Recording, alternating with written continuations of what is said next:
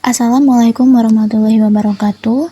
Perkenalkan, nama saya Ramadhani Dunurhayati dengan NIM 010212823280035. Di sini saya akan menjelaskan beberapa kurva dari mata kuliah teori ekonomi makro. Kurva equilibrium Keynes. Dalam mode Keynesian, keseimbangan ekonomi dapat berubah ketika terjadi guncangan dari sisi permintaan agregat seperti peningkatan investasi. Ketika permintaan investasi meningkat secara tiba-tiba, kurva permintaan agregat bergeser ke kanan dari D0 ke D1. Pergeseran ini menciptakan kelebihan permintaan atau excess demand terhadap barang dan jasa pada tingkat harga awal atau P0, sehingga output yang diminta meningkat dari Y0 ke Y1. Karena adanya kelebihan permintaan, harga-harga mulai naik dari P0 ke P3. Kenaikan harga ini menyebabkan penurunan uang real yang beredar atau real money supply dan mendorong naiknya suku bunga. Respon dari sisi penawaran agregat atau AS menyebabkan output yang ditawarkan juga meningkat dari Y0 ke Y3, mengikuti kurva penawaran agregat atau S0. Maka dari itu, muncul keseimbangan baru pada titik Y2. Tidak ada lagi kelebihan permintaan maupun penawaran, sehingga harga dan output stabil. Selanjutnya, kurva equilibrium klasik. Panel A atau pasar barang dan uang ISLM, IS bergeser ke kanan karena ada peningkatan permintaan investasi, tetapi suku bunga naik, permintaan investasi berkurang kembali. Jadi, output tidak berubah meskipun permintaan agregat awalnya naik. Lalu pada panel B atau pasar tenaga kerja, real wage, kenaikan harga menyebabkan permintaan tenaga kerja meningkat. Karena pekerja sadar harga naik, maka permintaan upah nominal lebih tinggi. Tetapi penawaran tenaga kerja juga naik, dan akhirnya upah real tetap dan jumlah tenaga kerja juga tetap di N0. Lalu, pasar tenaga kerja atau nominal wage pada panel terakhir terjadi ketika harga naik dan buruh sadar sepenuhnya. Upah nominal tidak sebanding dengan harga, jadi real wage itu konstan.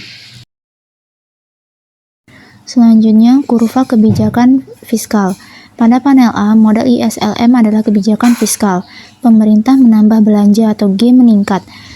Kurva IS bergeser ke kanan, jadi IS1. Karena permintaan agregat meningkat, yang akhirnya akan mendorong output dan suku bunga naik melalui pergeseran IS.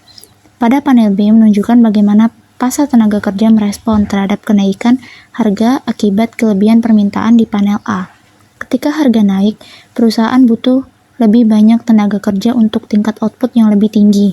Akhirnya, kurva permintaan tenaga kerja P0 FN bergeser ke atas menjadi P3 FN. Tapi karena P tidak lebih dari 1, artinya upah nominal tidak naik secepat harga, penawaran tenaga kerja juga naik, tapi tidak sebesar permintaannya. Maka terjadi peningkatan jumlah tenaga kerja dari N0 ke N3. Keduanya menghasilkan keseimbangan baru pada output tinggi, yaitu Y3, dan tenaga kerja yang lebih banyak di N3. Selanjutnya, kurva kebijakan moneter. Pada panel A, model ISLM adalah efek kebijakan moneter ekspansif. Awalnya, ekonomi berada di keseimbangan IS0 dan LM0, atau output sama dengan Y0 dan suku bunga sama dengan R0. Jumlah uang beredar meningkat menjadi kurva LM bergeser ke kanan, dari LM0 ke LM1 karena ada kelebihan penawaran uang. Lalu suku bunga juga turun ke R1. Suku bunga yang lebih rendah mengakibatkan investasi meningkat. Permintaan agregat juga meningkat dan output naik dari Y0 ke Y2. Output yang meningkat menyebabkan permintaan uang yang naik. Jadi suku bunga naik kembali ke R2 dan output hanya naik sampai ke Y2 bukan Y1. Lalu pada panel B, pasar tenaga kerja yang merespon terhadap peningkatan harga. Kelebihan permintaan atau excess demand akan menaikkan harga dari P0 ke P3. Harga output naik, perusahaan menambah permintaan tenaga kerja. Penawaran tenaga kerja juga naik, tetapi dengan derajat yang lebih kecil.